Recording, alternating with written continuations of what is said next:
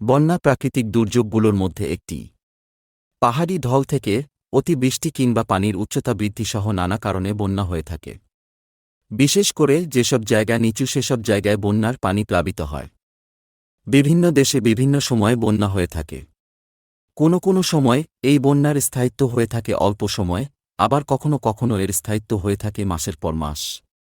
লাখ লাখ মানুষ গৃহহীন হয়ে পড়ে। ক্ষয়ক্ষতির পরিমাণ ছাড়িয়ে যায় কোটি কোটি টাকার।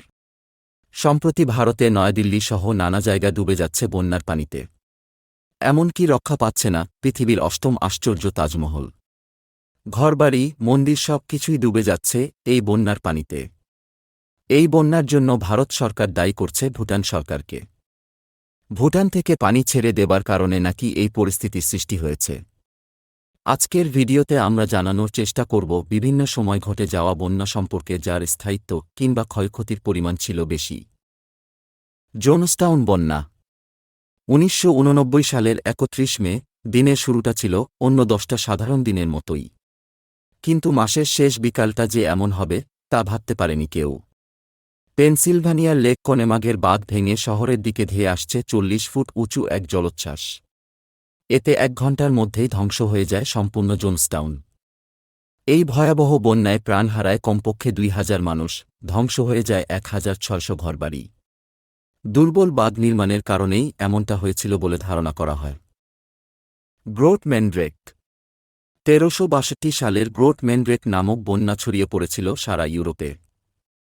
এ বন্যা প্রথম আঘাত করে ইংল্যান্ডে, যদিও এর ভয়াবহতা সবচেয়ে বেশি ছিল নেদারল্যান্ডস, ডেনমার্ক আর জার্মানিতে। প্রায় লাখ মানুষ এ বন্যায় ডুবে যায়।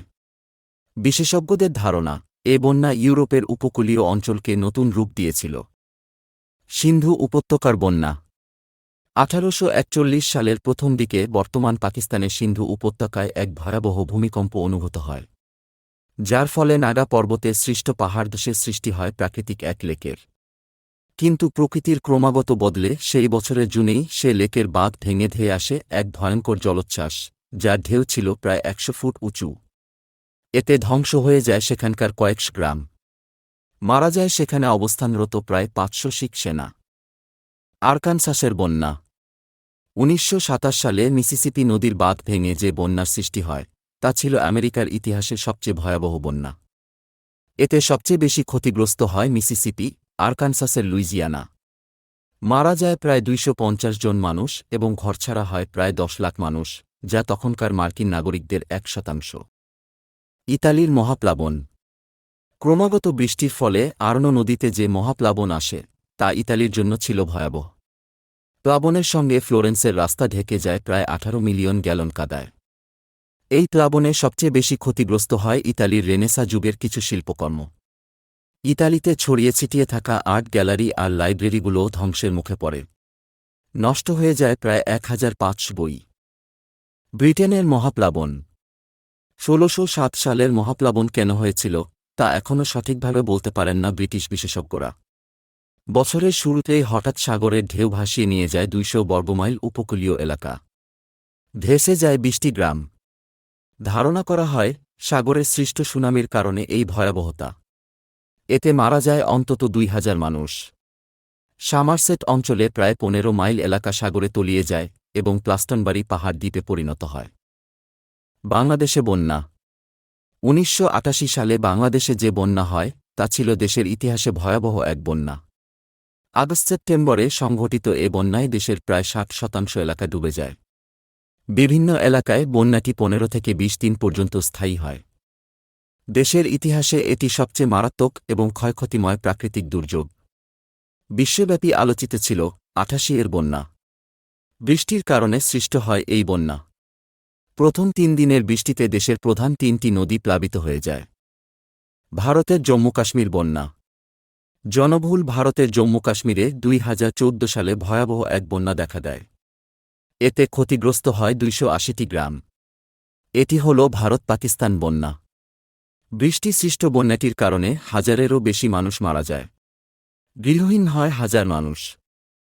চীনের বানকিয়া বাঁধ বন্যা ১৯৭৫ চীনের ঝুমাদিয়ান সিটির পাশ দিয়ে বয়ে চলা রুভ নদীর বাঁধ বানকিয়া নামে পরিচিত। 1949 সালে নির্মিত এ বাঁধ থেকে চীন 20 মেগাওয়াট বিদ্যুৎ উৎপন্ন করে। সমুদ্রপৃষ্ঠ থেকে 177 মিটার উপরে এর অবস্থান। বাঁধটির মোট সক্ষমতা 492 মিলিয়ন কিউবিক মিটার। অধিকাংশ চীনা নাগরিক এ বাঁধ থেকে উৎপন্ন বিদ্যুতে আস্থা রাখতেন। 9টি তাপবিদ্যুৎ কেন্দ্রের সমান বিদ্যুৎ উৎপন্ন করত বাঁধটি। চীনের হাজার হাজার মানুষের সেচ ও পরিবহনের উৎস ছিল এটি। 1975 সালে সমুদ্রে সুপার টাইফুন নিনা ও কোল্ড ফ্রন্টের মধ্যে ভয়াবহ এক সংঘর্ষের ভয়ে বিপর্যয় দেখা দিলে বাঁধটি ভেঙে যায়। এর ফলে ছোট ছোট কয়েকটি বাঁধ ভেঙে বিশাল চীনের প্রায় অর্ধেক প্লাবিত হয়। মারা যায় প্রায় 16 লাখ মানুষ। বিধ্বস্ত হয়ে পড়ে জনজীবন। লাখ লাখ মানুষ ক্ষতিগ্রস্ত হয়। মহামারী আকার ধারণ করে বন্যাসৃষ্ট রোগগুলো। প্রায় 513 মিলিয়ন মার্কিন ডলারের ক্ষতি হয় এই বন্যায়। তাছাড়া তুষারগোলা পানি, মুষলধারে বৃষ্টি আর 7টি ভিন্ন ভিন্ন সাইক্লোন মিলে তৈরি করে চীনের ইতিহাসের সবচেয়ে বড় বন্যা। 1931 সালের জুলাইয়ে শুরু হওয়া বন্যার স্থায়িত্ব ছিল প্রায় 6 মাস।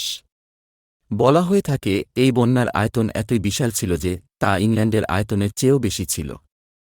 উত্তর ভিয়েতনামের রেড রিভার বন্যা 1971।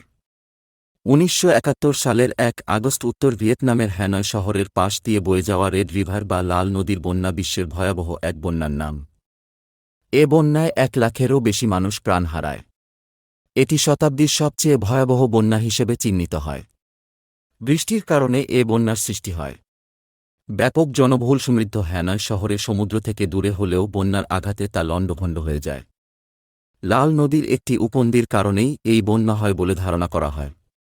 এতে লাখ লাখ মানুষ গৃহহীন হয়ে যায়। ধ্বংসস্তূপে পরিণত হয় শহরটি। ধন্যবাদ সবাইকে সম্পূর্ণ ভিডিও দেখবার জন্য। পরবর্তী কোনো টপিকের উপর ভিডিও দেখতে চান তা আমাদের কমেন্ট করে জানান। আর আমাদের চ্যানেলটিকে সাবস্ক্রাইব করে রাখুন।